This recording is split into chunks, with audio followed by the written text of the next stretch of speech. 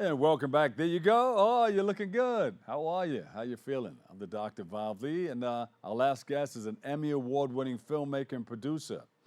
Well, he sits down with us to speak about his passion for filmmaking and photography and so much more. So please welcome to the show, Frederick Taylor. Fred, how are you? How are you, sir? It's a All pleasure to be right. here, as always. Listen, I know you've been doing this for some time, but can you remind our audience of what your earliest memory of storytelling and creating was like? It's really interesting. I come from a culture of storytelling as well. So my earliest memories of storytelling were stories that were told to me, specific to, my mother, my grandmother, my great grandmother's aunts and uncles and things like that. And they would just, tell these tales about the legacy of our family and who did what, where, when, and why, and all of the amazing people that have influenced everything around us as well. And then, of course, sort of, little life lessons as well, about how to live your life and be a better person. And that's kind of where it started. And I kind of caught on to that very early. I loved drawing pictures and painting, and I loved music, and I loved self-expression, and I loved writing I as hear as you. well. You love Yeah. writing. So a lot of that initial storytelling that I got from my diaspora and my family Uh-huh. translated into me being a storyteller Uh-huh. moving forward in life as well. So I tell it from a very uh, Afrocentric or tribal gaze as well. So I am uniquely myself inside of my own culture as I reach beyond my culture. Yeah. So I don't know.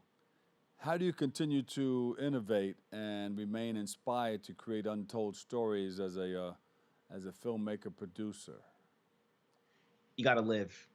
You got to get out there. You got to live. You got to keep moving and meeting people and getting outside of your comfort zone as well, and going to other places and doing things that you thought you would never do. Mm-hmm. And you always run into and you discover new story. And for me, whether that's Africa, India, Asia, Eastern Europe, Latin America, someone always tells me something in those moments, in those spaces, that profoundly changes my life or opens me up to something else. And it's like living in the universe or the interstellar galaxy. It goes on forever. Yeah. There are Forever, planets and ever? solar systems forever, ever. Absolutely. What are you talking about? There's no end to this. Yeah. There's no end to truth. Truth is endless and boundless. Yeah. It is the lies and the deceit that have an expiration date. That's why you got to keep telling a new lie all the time to keep Well, it going. I know. Keep it Lies going. are Keep not. it going. What do you aim to do every time you create content in relation to viewing our viewing audience? Deeper and deeper connection inside of my own culture, and equally as much outside of my own culture. I like to say that there's a little bit of Black people and African in all of us, Yeah. and that is true. And I try to tap into that to help people to navigate the universe as well. So some of the most profound things that I've done recently in my life are literally outside of my own diaspora. I'm currently working on a project about the assimilation of the Burmese people from Myanmar into Atlanta as refugees and victims of war. And so what I Yeah. learned in filming in Africa is now applying to a film that I'm making about Southeast Asia.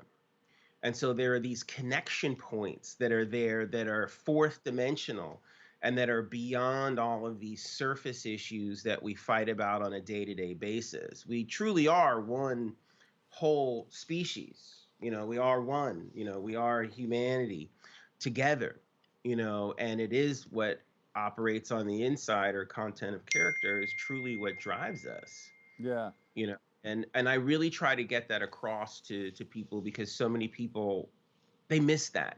And they miss that because of the distractions and all of these other things that they're being told, that they're too ugly, too tall, too short, too fat, not rich enough, their car's not good enough, they need a bigger house, you need to have like a pretty significant other or all that other stuff as well.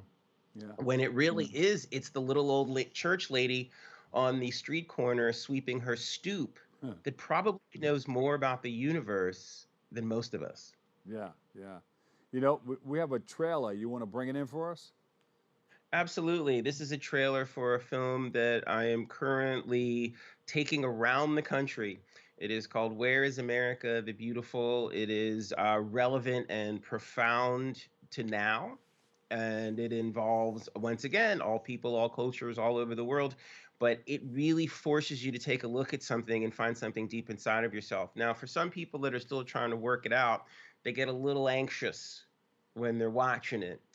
For you, Dr. Bob, it will bring a smile to your face and you will pump your fist in the air. But for those that we are still teaching, they're on the learning curve. So that's what this film is for. It's for people that are still trying to find their way back to what is America really all about. And it's all about being about all of us. All right, let's take a look. Đi riêng hả? Tụi em đi riêng, tụi em lái xe tụi em đi riêng. We love Trump. We love Trump. We love Trump. Well, I was listening, had the television on, listening, trying to find out what happened to President Kennedy when he came in. My name is Fountain Hughes. I was born in Charlottesville, Virginia. My grandfather belonged to Thomas Jefferson. My grandfather was 115 years old when he died. And now I am 101 years old. And I realized that being in a minority and having people discriminate against you was so wrong. And I won everything but Georgia, and I won Georgia, I know that, by a lot, and the people know it. And, something happened there, something bad happened. Where is everybody? Huh? Huh? You got where is Kamala? Where is Kamala?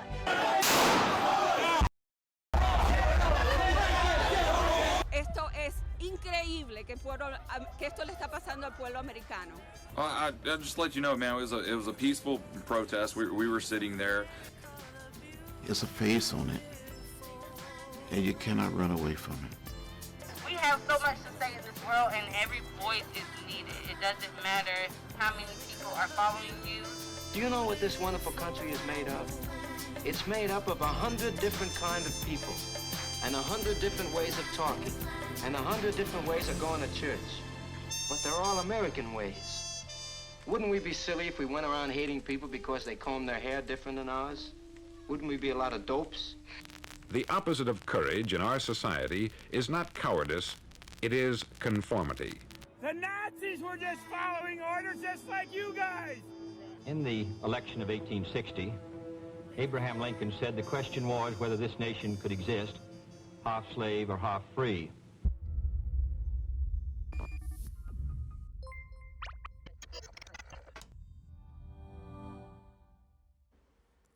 Frederick, all I can say is, wow.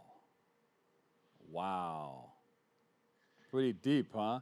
Where is America? Where is America the Beautiful? It's so funny. It's like the Wizard of Oz. Dorothy had the red ruby slippers on the entire time, and she could go home to Kansas anytime that she wanted to. But the purpose was that she needed to walk the journey first to be able to understand that America is right here in front of us. You know what America is? America is when you walk to that deli down the street that you've been going to for years, and you talk to the people that are in there, and they know you, you know them, they know what you like, what you want. They're happy to see it. Everybody's glowing, and you're talking to people from all different walks of life and backgrounds, and we're all sons and daughters of people that have come from other places, and that vibe that so many of us like to say or use. When we're all vibing together, we are Americans. Yeah. That's when you know you're in America, is when everybody's cool with everybody.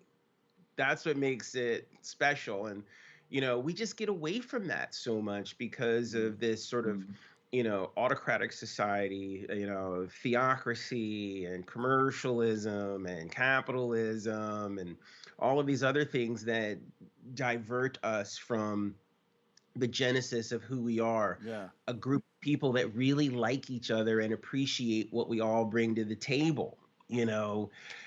People love all kinds of music, in particular, African American and Latino music. I mean, those two groups have influenced music all over the world. Yeah. It's the foundation of most modern music, and people celebrate that. And it's Yeah. like, if we can bring that type of attitude into our everyday life, we're going to be far better off moving forward. And it's right, and like I said, it's right there in front of us. We see it every day. We just have to move towards it rather than away from it. Yeah. What have you learned in traveling around the world, shooting these different pieces? That everything that I needed to know about life was taught to me by my grandmother. Everything that I needed to know about life, I learned on the schoolyard.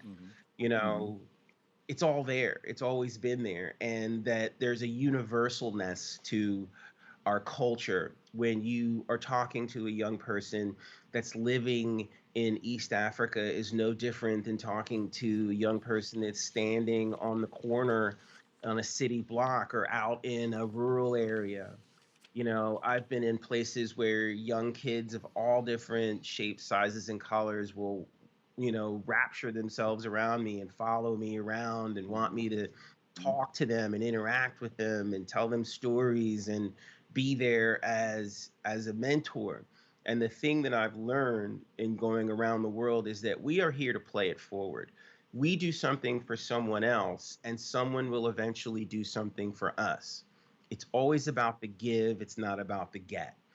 And that is universal, and that has been in every place I've been, and I've been to every continent except the Arctic poles. And I would imagine that if I was in the North Pole talking to an Eskimo, they would be the same way. Yeah. What can I do for you? Can I get you something? That's what we're really all about. That's the truth of humanity. It's not taking, it's giving. Because we give, and eventually someone will give something to us and help us out. I think it's a circle of love. You get by Yes. giving. It's one of the paradoxes of life. Yeah. Absolutely. So you Absolutely. give, And yep. it comes right back around to you. Yes, sir, without question. And so I just really try to focus on that, in spite of all of the messages that I'm told Yeah. every day, pounding me in the head. But then there are platforms like yours where Yeah. you're running counter to that, Yeah. and you're saying, no, that's not what we are about as a media outlet. We are one that is trying to bring people together. Yeah. Listen, know, we can find more about what you're doing on your website, right? What is that? The website is tomorrowpictures.com, TOMORROWPICTURES. And then my artist website is Frederick, FR3DER, the 1CK. FR3DER, yes, FR3DER 1CK. I believe it's up there right now. You can also Google that, and that will give you everything I've ever done in my career and background and articles and love it. podcasts. Hey, And Frederick, you pop I up there love it. too. And every time I'm on here, it pops up as well. And the All last right. thing that it ended up in the National Archives as well. Hey, man, we love So- you. Thank you so much, Frederick. Thank you for sharing everything, right? Frederick Taylor, filmmaker, producer. We appreciate you, man. Continue You got it, kicking brother. out that good work. Unfortunately, that's all the time we have for today's show.